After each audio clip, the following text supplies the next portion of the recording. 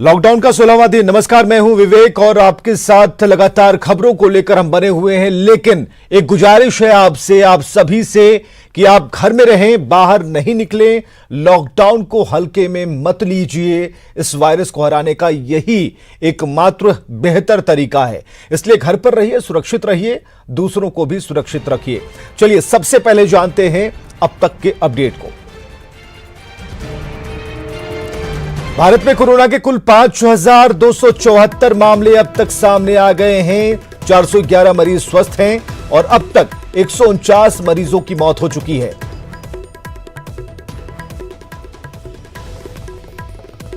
और बिहार में कोरोना के कुल 39 पॉजिटिव मरीज हैं, जबकि मुंगेर के एक मरीज की मौत हुई है। 16 लोग इलाज के बाद ठीक हो गए हैं। लेकिन झारखंड में कोरोना संक्रमितों मरीजों की संख्या बढ़ गई है, 13 हो गई है और एक साथ सामने आए हैं 9 नए मरीज। राज्य में एक भी मरीज कोरोना से स्वस्थ नहीं हुआ है। और देश भर का हाल क्या है यह भी जरा जानिए कि देश में 5,274 कोरोना पॉजिटिव केस सामने आए हैं। 24 घंटे में 485 नए मामले सामने आए। देश भर में 411 मरीज अब तक स्वस्थ हो गए हैं। देश में 1,21,271 सैंपल की जांच हुई है।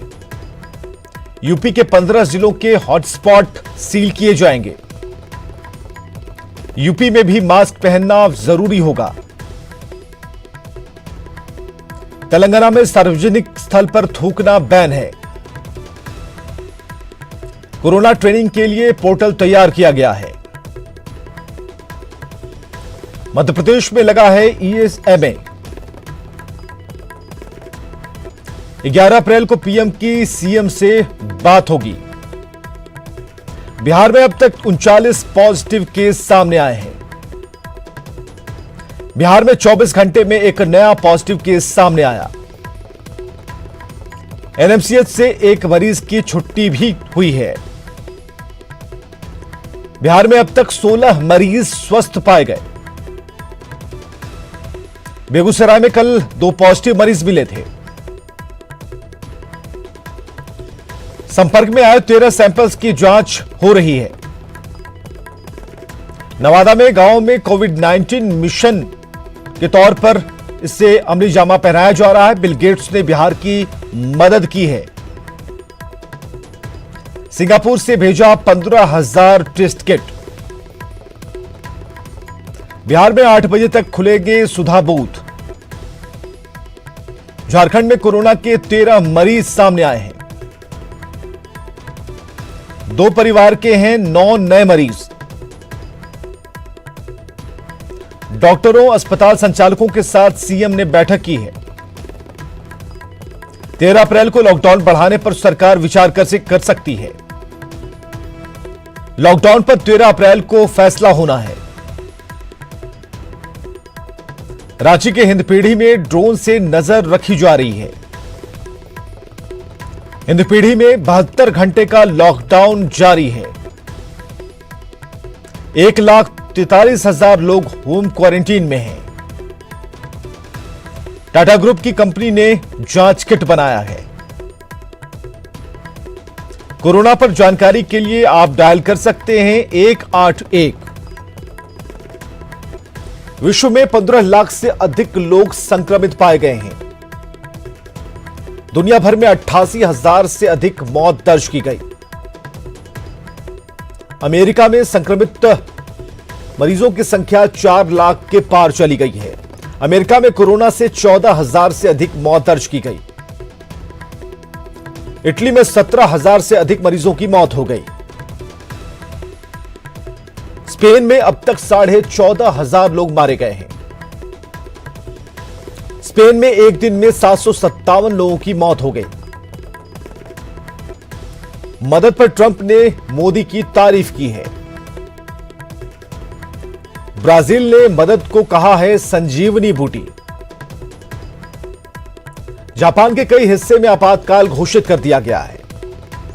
तो झारखंड में कोरोना के 9 नए मरीज, इस वक्त की सबसे बड़ी खबर हम आपको बता रहे हैं। झारखंड में कोरोना के 9 नए पॉजिटिव मरीज सामने आए हैं। राज्य में कोरोना मरीजों की संख्या बढ़ गई है, 13 हो गई है यह संख्या। हिंदपीढ़ी की दूसरी पॉजिटिव महिला के परिवार से 5 लोग, बोकारो की पहली कोरोना पॉजिटिव महिला के परिवार से 4 लोग हैं और स्वास्थ्य विभाग के प्रधान सचिव नितिन मदन कुलकर्णी ने इस खबर की पुष्टि की है और यह सबसे बड़ी खबर हम आपको बता रहे हैं। लगातार झारखंड में भी आंकड़े बढ़ते जा रहे हैं। उपेंद्र हमारे साथ फोन लाइन पर। उपेंद्र, इस खबर की पुष्टि खुद की है और सबसे बड़ी बात की ये अचानक से मरीजों का बढ़ना और इनकी संख्या का 13 होना, ये कब की बात है, कब की खबर है और सबसे पहले न्यूज 18 से ब्रेक कर रहा है? बिल्कुल विवेक, देखिए पहला जब केस मिला था 31 मार्च का दिन था, उससे पहले तक झारखंड में एक भी केस कोरोना पॉजिटिव का नहीं था। लेकिन हिंदपीढ़ी में मलेशिया मूल की एक महिला में केस आता है और उसके बाद से ये लगातार ये आंकड़ा बढ़ता जा रहा है।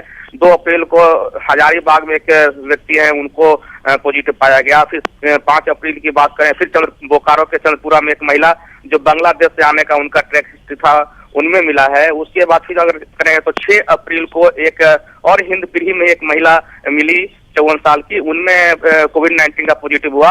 और सबसे बड़ा मामला कल कहें 8 अप्रैल को कहें कि आया है, जिसमें एक साथ 9 लोगों में पुष्टि हुई है।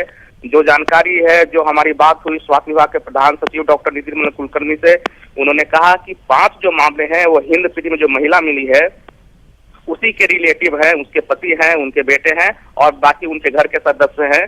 उसी तरह से बोकारो में जो 4 पॉजिटिव केस मिले हैं, वो भी जो चंद्रपुरा की महिला है जिसका बांग्लादेश से ट्रेवल हिस्ट्री रहा है, उनके परिवार के लोग हैं। जी विवेक, चलिए बहुत बहुत शुक्रिया इन तमाम जानकारियों के लिए। तो इस वक्त की सबसे बड़ी खबर उपेंद्र बता पा रहे थे, जिसमें हिंदपीढ़ी की दूसरी पॉजिटिव महिला के परिवार से 5 लोग हैं और बोकारो की पहली कोरोना पॉजिटिव महिला के परिवार से 4 लोग। तो यह आंकड़ा बढ़कर आगे निकलता है और ये 10 के आंकड़े को पार कर जाता है। तो 9 नए मरीज बढ़ गए हैं कोरोना के और ऐसे में अब उन सभी की तलाश की जा रही है। खासकर अब इन लोगों से पूछताछ भी की जा रही है कि किन किन के संपर्क में आए, कहां गए और पूरी तरीके से आपकी ट्रैवल हिस्ट्री क्या थी। हालांकि एक कामयाबी भी इसे कह सकते हैं कि जल्द से जल्द इन लोगों को सामने लाया जा सका है, इनकी पहचान हो सकी, इनके टेस्ट हुए और अब जाकर और भी इस इलाके के लोग चौकन्ने हो गए। और खासकर स्वास्थ्य विभाग की जो टीम है लगातार राउंड कर रही है, ड्रोन से नजर रखी जा रही है ताकि ऐसे किसी भी मामले को जल्द से जल्द पकड़ा जा सके और इलाज के लिए उन मरीजों को अस्पताल तक लाया जा सके।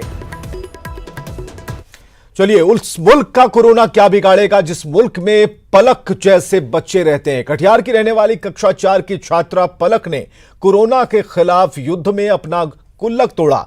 प्रधानमंत्री राहत कोष में गुल्लक के रुपए दान किए।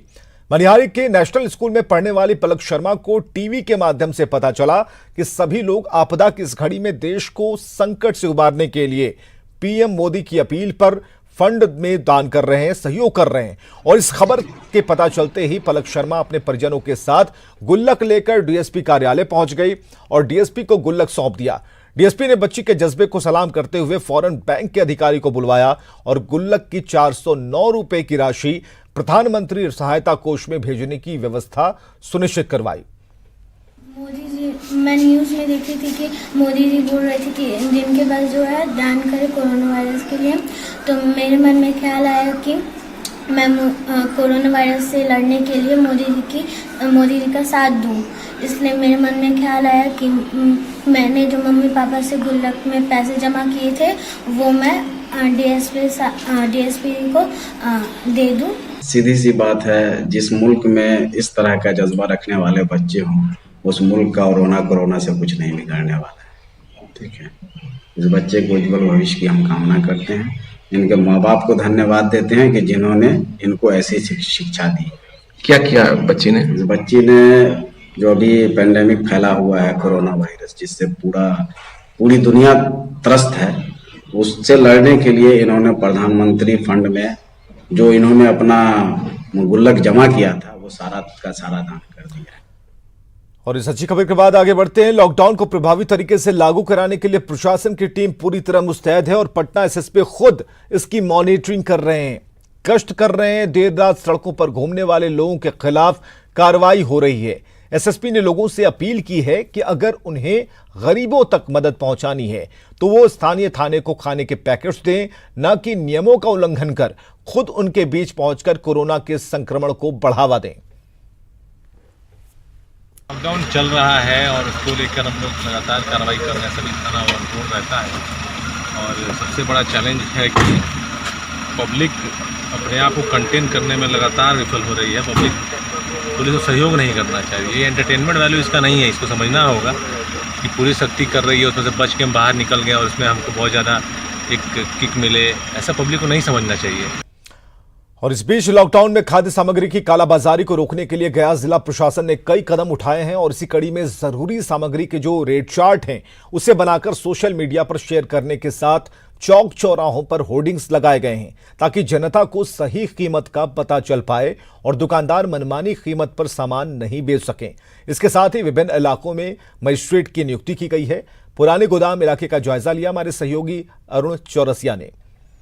लॉकडाउन में खाद्यान्न पदार्थों की कालाबाजारी को लेकर जिला प्रशासन ने कदम उठाया है। सोशल मीडिया के साथ ही जगह जगह होर्डिंग लगाए गए हैं जिसमें जो महत्वपूर्ण सामग्री है जो रोज यूज होती है घरों में उसका रेट चार्ट लगाया गया है। इसका क्या फ़ायदा है आम लोगों के लिए या यहाँ के व्यवसायियों के लिए, हम इस समय गोदाम में है, बात करते हैं यहाँ के एक व्यवसायी से। अच्छा बताइए, ये जो लगा है इसका क्या फ़ायदा है? इससे आम जनों को फायदा हुआ है। जो दुकानदार अधिक रेट में माल बेच रहे थे अब वो बेचना बंद कर दिए जी। ठीक है, उसमें पब्लिक में खुशी है। लॉकडाउन में कभी किसी तरह की दिक्कत भी है बाजार में कोई सामान? अभी तो दिक्कत नहीं थी, लेकिन 22 तारीख के बाद दिक्कत हुई थी।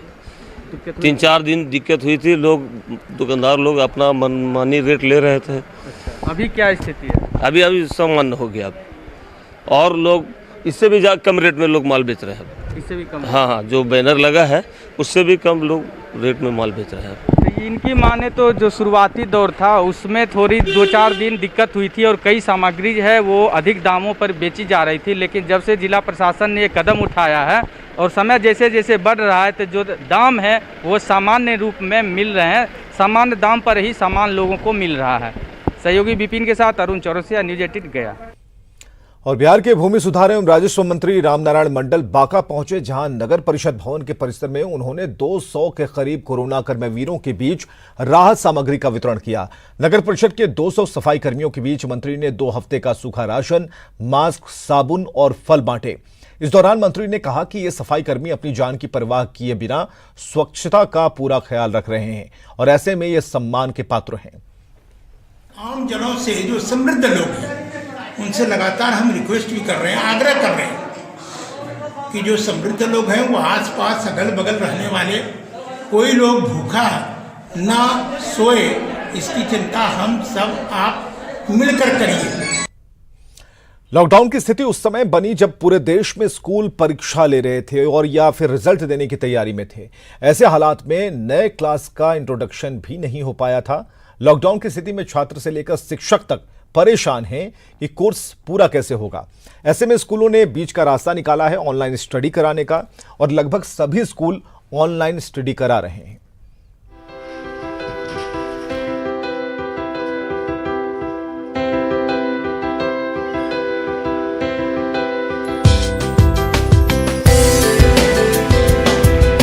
ये समृद्धि सिंह हैं। समृद्धि ने इसी साल बोर्ड की परीक्षा दी है, लेकिन रिजल्ट नहीं आया है। विद्या बालिका पीठ पिलानी में पढ़ने वाली समृद्धि परीक्षा देकर पटना आई। इसी बीच लॉकडाउन हो गया। समृद्धि का कहना है कि उन्होंने कई प्लानिंग की थी, लेकिन सब पर पानी फिर गया। हालांकि 11वीं के लिए स्कूल की तरफ से ऑनलाइन पढ़ाई शुरू हो गई है। खास सॉफ्टवेयर पर असाइनमेंट दिए जाते हैं, जिसे छात्र पूरा करने के बाद ऑनलाइन ही सबमिट करते हैं। मैं पढ़ती बिरला बालिका विद्यापीठ पिलानी राजस्थान में हूँ। अभी ऑनलाइन क्लासेस हो रही है हमारी। 2 ऐप्स हैं उनके थ्रू, लाइक माइक्रोसॉफ्ट टीम्स। हमारी टीचर्स हमें मेल भेजती है, उस लिंक से हमें उनसे कांटेक्ट हो जाते हैं और फिर पूरी क्लास उस पर कनेक्ट होती है और मैम हमें एक्सप्लेन करती है जो भी टॉपिक है, जो भी सब्जेक्ट पढ़ रहे हैं। ऐसे ही हालात पटना के संत माइकल में पढ़ने वाले सार्थक की है। सार्थक ने 4वीं की परीक्षा दी है, लेकिन लॉकडाउन की वजह से स्कूल बंद है। सार्थक को स्कूल की तरफ से व्हाट्सएप से पढ़ाई कराई जा रही है। हमारा व्हाट्सएप के थ्रू ऑनलाइन क्लासेस हो रही है। सारा जो असाइनमेंट्स है वो हर डे के हिसाब से आता है व्हाट्सएप पे। स्कूल के शिक्षक भी ऑनलाइन पढ़ाने में दिलचस्पी ले रहे हैं। स्कूल की तरफ से सभी शिक्षकों को वर्क फ्रॉम होम का निर्देश दिया गया है। साथ ही सभी शिक्षकों को अपने कक्षा में पढ़ने वाले बच्चों का व्हाट्सएप ग्रुप बनाकर उन्हें असाइनमेंट देने के निर्देश दिए गए हैं। व्हाट्सएप से ये बेनिफिट है, जैसे टीचर को असाइनमेंट दे दिया गया कि आपको बच्चों को ये पढ़ाना है और असाइनमेंट 1 बाय 1 बच्चों के पास पहुंच रहे हैं व्हाट्सएप के थ्रू। कोई भी पेरेंट्स को प्रॉब्लम हो रही है तो पेरेंट्स टीचर से कम्युनिकेट कर सकते हैं व्हाट्सएप के through. Private school children welfare association ने अपने सभी स्कूलों को ऑनलाइन पढ़ाने का निर्देश दिया है। एसोसिएशन के अध्यक्ष शमाइल अहमद कहते हैं कि सरकार को भी इस तरह की व्यवस्था करनी चाहिए ताकि छात्रों तक पढ़ाई पहुंच सके और उनका कोर्स पूरा हो सके। इन चैनलों को प्रेस्क्राइब करें और उनको कहें कि आपको 2 घंटे 4 घंटे तक आपको पढ़ाने का ही काम करना है। मुझे लगता है कि जितने नेशनल चैनल हैं, मैं बधाई देना चाहता हूं आपके न्यूज़ चैनल 18 को भी कि सारे लोग उनको जो है देखते हैं। तो आपसे भी मैं आग्रह करूंगा कि आप अपने हेड से बात करें, क्यों नहीं 4 घंटे का स्लॉट, 2 घंटा सुबह 2 घंटा शाम, वहां से चैनल से ही बच्चों को पढ़ाने का सिस्टम किया जाए और पूरे देश इसको देखेंगे। बड़े शिक्षण संस्थानों में ऑनलाइन की सुविधा तो है, लेकिन छोटे संस्थानों और सरकारी स्कूलों में ऑनलाइन की सुविधा ना के बराबर है। ऐसे में सरकार को ये व्यवस्था सुनिश्चित करनी चाहिए ताकि कोई भी पढ़ाई से वंचित न रह सके। ब्रिजम पांडे, न्यूज़ 18, पटना। कोरोना के डर के बीच मुजफ्फरपुर और आसपास के इलाकों में एईएस ने दस्तक दी है। अब तक कुल 6 बच्चे इस बीमारी के शिकार हो चुके हैं, जिनमें 1 की मौत हो गई और 3 मौत से जूझ रहे हैं। लेकिन पुराने दावों की हकीकत परेशान करने वाली है। एईएस ने दी दस्तक।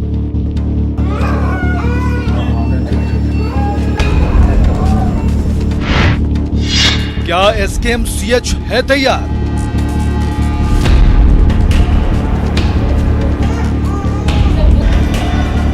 दहाड़ मारकर रोती माओं की गूंजती आवाज। नहीं जगा पा रही उनके बच्चों को जो बेसुध हैं। उन आंसुओं से भीगे मां के आंचल की ठंडक भी नहीं जगा पा रही नौनिहालों को। जमीन से माए आंचल बिछा अपने बच्चों की जिंदगियां मांग रही तो चौखट से झूलती अपनी लाचारगी की दास्तां सुना रही है।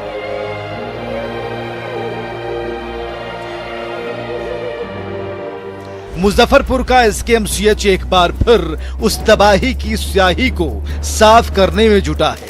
अस्पताल के मुताबिक आंकड़े बता रहे हैं कि एईएस से 1 बच्चे की मौत हो चुकी है। 3 बच्चों की जिंदगी डॉक्टरों के लिए चुनौती बनी हुई है। 2 बच्चे हालांकि एईएस से लड़ाई जीत चुके हैं। इस अस्पताल में 3 पेशेंट एईएस के हैं जिनका की इलाज चल रहा है। 1 बच्चा वो अभी थोड़ा सीरियस है। 2 बच्चे रिकवरी स्टेज में हैं। 1 बच्चा डेथ कर चुका है जो सकरे का था। 2 डिस्चार्ज होके जा चुके हैं। ठीक है अधीक्षक साहब, मान लिया आपकी बात, लेकिन 3 साल का आदित्य क्यों नहीं बच सका? किसने मारा 3 साल के आदित्य को? क्या व्यवस्थाओं का शिकार बन गया आदित्य? सवालों के बीच जलती चिताओं के धुएं का गुबार इतना भी साफ नहीं हुआ कि सिस्टम बेफिक्र हो जाए। पुरानी तस्वीरों में एसकेएमसीएच में सरकार की चहलकदमी भी है, चिंता भी। हर पग दावों की कालीन पर कफन बिछने और माओं के आंसुओं से उसके भीग जाने की जलालत भी है। मरते बच्चों की अकड़ती आत्माओं के बीच आंकड़ों की कड़ी दर कड़ी आज भी जिंदा है। 2019 में जो वादे किए गए थे उसके मुताबिक 100 बेड का हाईटेक पीआईसीयू बनना था, जो अभी तक तैयार नहीं हो पाया। वायरोलॉजी लेबोरेटरी का निर्माण होना था, जो अब तक तैयार नहीं है। 100 बेड जो बनने वाला है वो अप्रैल के लास्ट तक, latest first week of May में वो मिल जाएगा। एक 60 बेडेड जो प्री फैब्रिकेटेड पीआईसीयू बनना है, फुल्ली इक्विप्ड, वो भी हमको अप्रैल के लास्ट तक उम्मीद है जो मिल जाना चाहिए। कोरोना के कदम को रोकने के लिए थालियां और दिए जला लिए गए हैं। एईएस का क्या होगा? अच्छी बात यह है कि जिला प्रशासन जन जागरूकता को लेकर एक्टिव है, क्योंकि यही एकमात्र विकल्प बचता है। सुधीर कुमार, न्यूज़ 18, मुजफ्फरपुर। कोरोना को लेकर कोई कंफ्यूजन ना रहे, लोगों को सही और पूरी जानकारी मिले, इसी वजह से न्यूज़ 18 ने कोरोना कंट्रोल रूम बनाया है, जहां पर हम दर्शकों के मन में उठ रहे तमाम सवालों के जवाब अपने एक्सपर्ट और डॉक्टर के जरिए देने की कोशिश कर रहे हैं। इसी कड़ी में आज मुंबई से RIL के डॉक्टर ज्योति कुमार हमसे जुड़े और सवालों के जवाब दिए और इसके साथ ही सभी आशंकाओं को दूर किया।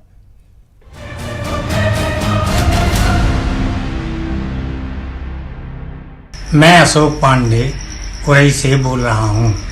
क्या बाहर से आने पर हाथ मुंह धो लेना ही काफ़ी है? मेरा नाम अनुपमा कुमारी है, मैं जमालपुर की रहने वाली हूँ। बाहर से आने के बाद क्या सिर्फ हाथ और मुंह धो लेना ही काफ़ी है? मैं मुकेश कुमार आरा बिहार से। क्या कोरोना वायरस से बचने के लिए बाहर से आने पे केवल हाथ मुंह धो लेना ही काफ़ी है? मेरा नाम करण है, मेरी उम्र 20 वर्ष है, मैं नोएडा का रहने वाला हूँ। मेरा आपसे ये प्रश्न है कि बाहर से आने के बाद केवल हाथ मुंह धोना काफ़ी है? मेरा नाम अनिल दुबे है और मैं विंध्याचल का रहने वाला हूँ। मेरा सवाल आपसे ये है कि बाहर से आने के बाद क्या केवल हाथ मुंह धो लेना ही काफ़ी है? मेरा नाम सुरेंद्र है, मैं जिला विदिशा का रहने वाला हूँ। मेरा प्रश्न है, बाहर से आने पर केवल हाथ मुंह धो लेना काफ़ी है? जब हम बाहर सफ़र करके आते हैं, जब बाहर टहल के आते हैं, तो यदि जूता पहने हुए हैं या नंगे पैर जाते हों, नंगे पैर तो आजकल जाने का तो सवाल ही नहीं आता, लेकिन अगर कोई लोग को नंगे पैर जाने की आदत है तो सबसे पहले आकर पैर को साफ करके लेना अच्छा रहेगा। टहलने के बाद स्पेशली साबुन के साथ चलते दौड़ते पानी में हमको पैर साफ करना है। ये पैर साफ करने का यही मतलब है कि बाहर के जो कीटाणु हैं हम अंदर घर के अंदर नहीं ले आएंगे। लेकिन जो लोग बाहर सफ़र करते हैं और दरवाजे के हैंडल को, गाड़ियों के हैंडल को वगैरह छूते हैं या बाकी लोगों के साथ मिल के आते हैं, किसी भी तरह बिना मालूम के किसी को छूते हैं, तो छूने के बाद हाथ को साफ करके लेना, हालांकि सैनिटाइज़र से साफ करके लेना सही बात है, लेकिन घर में प्रवेश करने के बाद तुरंत दौड़ते पानी में साबुन के साथ अच्छे छाग जगा के हाथ को कम से कम 20 सेकंड पानी के नीचे साफ करके लेना अच्छा रहेगा। तो इससे क्या है कि जो कोरोना वायरस के कीटाणु हैं तो वो निकल जाएंगे और साबुन के माध्यम से जो कोरोना वायरस के बाहर जो चर्बी रहती है वो पिघल जाती है। उसके वजह से कोरोना वायरस जल्दी से उसका नाश हो जाता है, वो डिजेनरेट हो जाता है।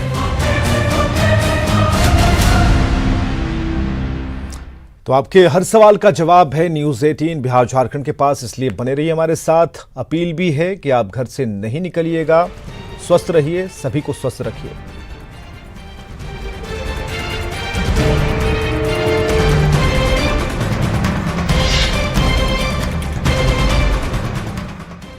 इस न्यूज़ हेडलाइंस के प्रायोजक